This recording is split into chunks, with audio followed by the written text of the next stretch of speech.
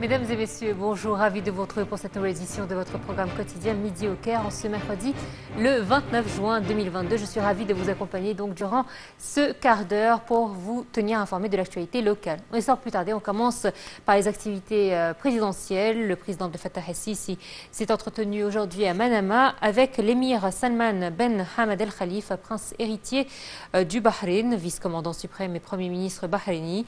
Le porte-parole de la présidence, l'ambassadeur Bassam Rodi, a déclaré que le président el-Sisi a affirmé la particularité et la singularité des relations reliant les deux pays frères et l'intérêt de l'Égypte sur l'amélioration de la coopération étroite et distinguée entre les deux pays dans les divers domaines de coopération. De son côté, le prince héritier a salué le président el-Sisi, soulignant l'appréciation du Bahreïn pour l'Égypte, que ce soit la direction et le peuple, à la lumière de la profondeur, de la solidité des relations et liens historiques ancrés qui lient les deux pays.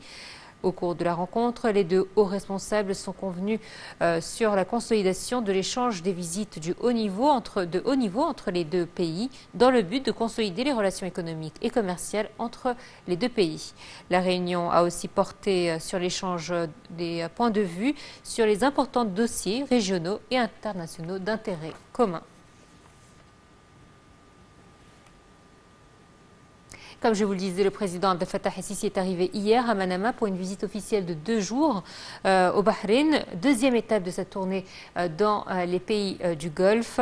Le président el-Sisi a été reçu à l'aéroport de Manama par le roi bahreïni Hamad Ben Issa Al Khalifa.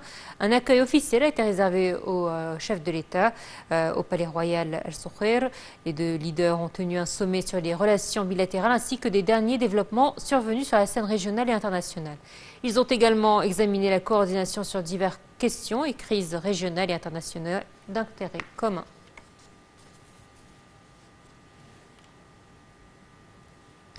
Et les relations égypto-bahreïnies sont fortes donc au niveau des relations interarabes, d'autant plus qu'elles sont régnées par l'affection et la fraternité et qu'elles s'échelonnent sur plusieurs périmètres politiques, économiques et culturels. Retour justement sur ces relations. L'Égypte et le Bahreïn sont étroitement liés. Le roi de Bahreïn participe régulièrement à tous les événements importants en Égypte. Il a assisté à la cérémonie d'investiture du président Abdel Fattah el-Sisi, a participé à la cérémonie d'ouverture du canal de Suez, ainsi qu'à la conférence économique pour soutenir l'économie nationale et au sommet arabe présidé par l'Égypte lors de sa dernière session. Le roi de Bahreïn a visité l'Égypte 3 fois sous le règne du président Abdel Fattah el-Sisi. D'autre part, le président el-Sisi a visité le Bahreïn en 2015 et 2017. Sur la scène politique, les deux pays partagent les mêmes points de vue vis-à-vis des questions de la région. Ils ont insisté sur la nécessité d'un Moyen-Orient exempté d'armes de destruction massive, conformément aux normes uniformes appliquées à tous sans exception. Ils soutiennent également la lutte du peuple palestinien pour mettre fin à l'occupation et établir un État palestinien indépendant. Les deux pays s'efforcent toujours afin de préserver la souveraineté de l'Irak, son indépendance politique et son identité arabe, son unité et son intégrité territoriale. Il exhorte la communauté internationale à fournir l'appui nécessaire au gouvernement du Soudan pour renforcer sa capacité face à ce qui se passe dans la région. Bahreïn occupe la 14e place sur la liste des pays investisseurs en Égypte, avec des investissements de 2,7 milliards de dollars en 2016. Le nombre d'entreprises qui investissent à Bahreïn a atteint 183 entreprises. Les relations égypto-bahreïnies sont fort saillantes au niveau des relations interarabes, d'autant plus qu'elles sont régnées par l'affection et la fraternité et qu'elles s'échelonnent sur plusieurs périmètres politiques, économiques et culturels. Par ailleurs, les deux pays soutiennent la résistance légitime du peuple palestinien pour mettre un terme à l'occupation et établir leur État indépendant. Elle œuvre aussi en vue de sauvegarder la souveraineté de l'Irak ainsi que son indépendance politique, son unité et la sécurité de ses territoires.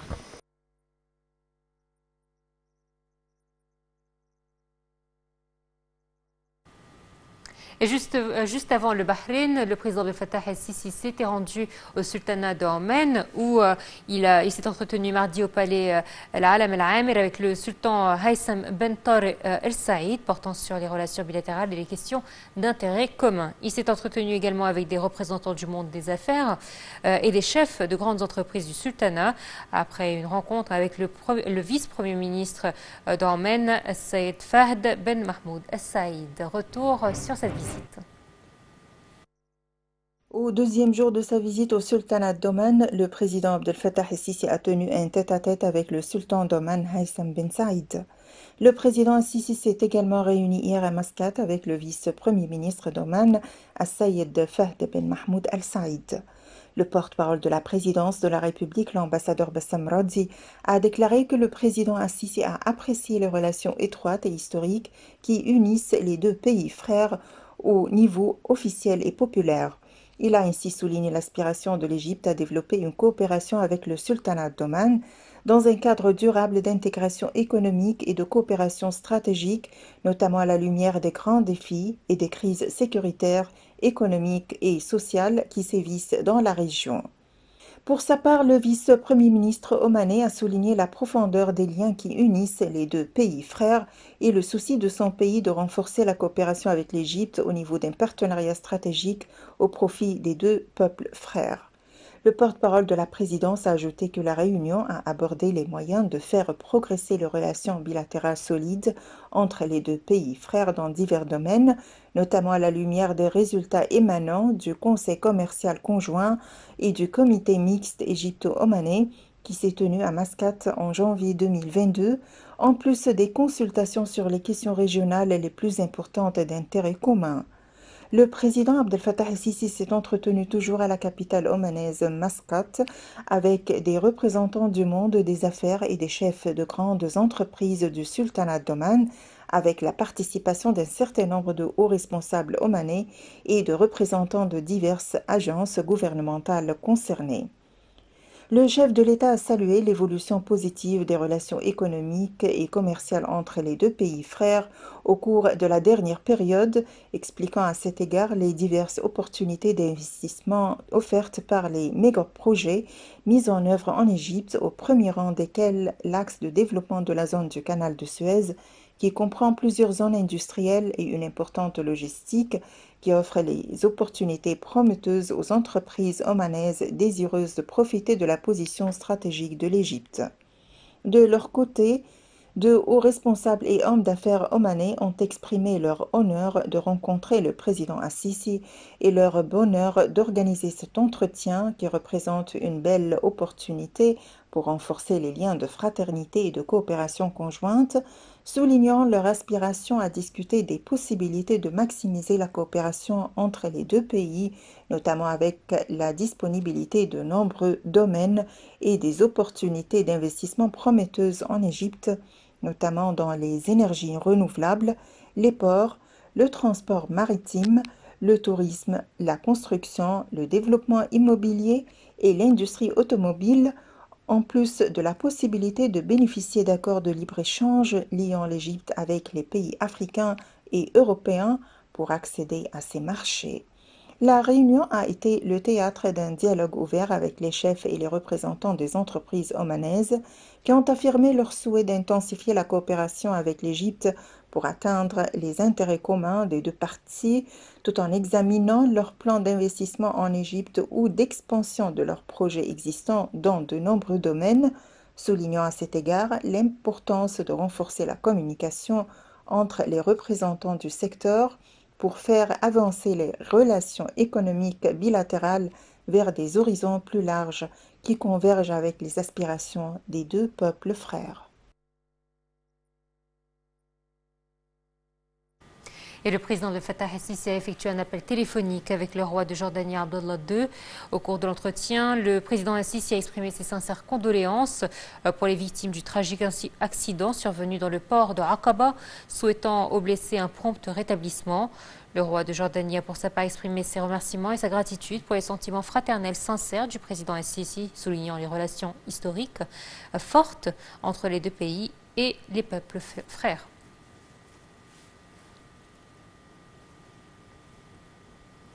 Le Premier ministre, Dr Mostafa Madbouli, a félicité le président Abdel Fattah el-Sisi, les membres du gouvernement et le peuple égyptien à l'occasion du 9e anniversaire de la révolution du 30 juin. Il a affirmé que la révolution était un tournant dans l'histoire de l'Égypte, surtout pour les manifestations organisées par des millions d'Égyptiens contre les complots visant à effacer l'identité de la patrie et porter atteinte à sa sécurité. Un commentaire. Le Premier ministre Dr Mostafa Madbouli a félicité le président Abdel Fattah el-Sisi, les membres du gouvernement et le peuple égyptien à l'occasion du 9e anniversaire de la révolution du 30 juin.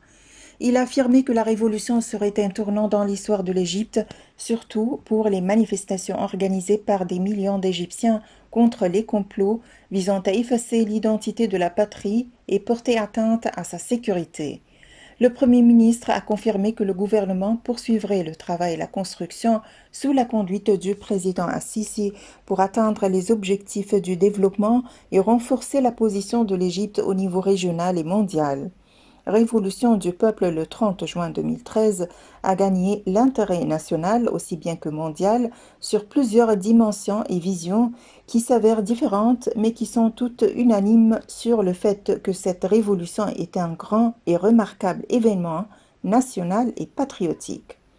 C'est à travers cet événement que le monde entier a vu l'épaulement de la foule et l'unanimité du peuple dont l'objectif a réussi à unifier son rang. Le peuple égyptien a annoncé que la nation s'attache à ses racines profondes pour sauvegarder les démarches entreprises vers le développement et la stabilité, tout en s'attachant aussi à la vraie et correcte religion basée sur les valeurs éthiques et historiques authentiques et profondes, loin des faux et artificiels concepts de la religion. Ce sont là des sens clairs et qui confirment que l'Égypte est un pays sûr et stable et que son peuple est uni, loin des troubles et des dissidences. Oui, c'est une véritable révolution populaire.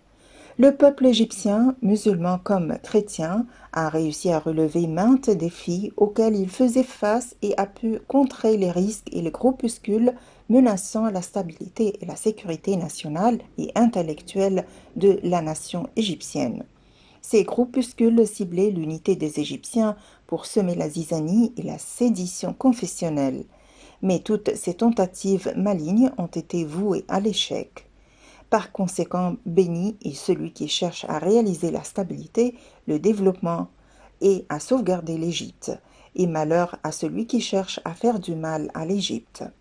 Toutes les tentatives de ce dernier seront voués à l'échec car il est là en guerre contre la sunna divine et il contredit la volonté des messagers et des bienfaiteurs. N'est-ce pas que Dieu a dit à son messager Youssef « Entrez en Égypte en toute sécurité si Dieu le veut ». Cette révolution a servi de témoin sur l'unité des Égyptiens qui ont constaté que leurs peines sont les mêmes et que leur sang coulé à cause de la trahison est le même, et aussi que l'Égypte demeurera cette terre puissante par la force, la loyauté et le dévouement de son peuple, de sa police et de son armée face aux corrupteurs et aux forces du mal. Célébrer la Révolution ne s'arrêtera pas à évoquer les souvenirs de gloire et les actes héroïques, mais nous devons nous en inspirer et en tirer les leçons tout en renouvelant notre attachement aux institutions nationales pour faire avancer notre chère Égypte et pour réaliser le plan ambitieux de la direction pour un développement durable qui fera de l'Égypte un état de science et de formation de l'individu.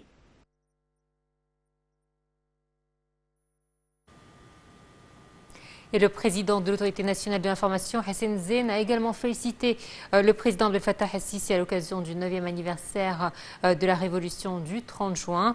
Il a réaffirmé que la révolution était un tournant dans l'histoire de l'Égypte, surtout pour les millions d'Égyptiens qui ont contré ce complot visant à effacer l'identité de la patrie et porter atteinte à sa sécurité. Et on termine avec cette nouvelle concernant l'initiative présidentielle Vie décente pour le développement des villages égyptiens. L'institution Vie décente a assisté au lancement des activités des centres de jeunesse lors de l'inauguration du centre de la jeunesse de Arab Sheikh Saleh au gouvernorat de Gizeh. Au cours de l'inauguration, l'institution de Vie décente a évoqué les projets les plus importants mis en place dans le gouvernorat. Un match de football a été organisé pour les anciens sportifs et un autre match pour les jeunes sportifs.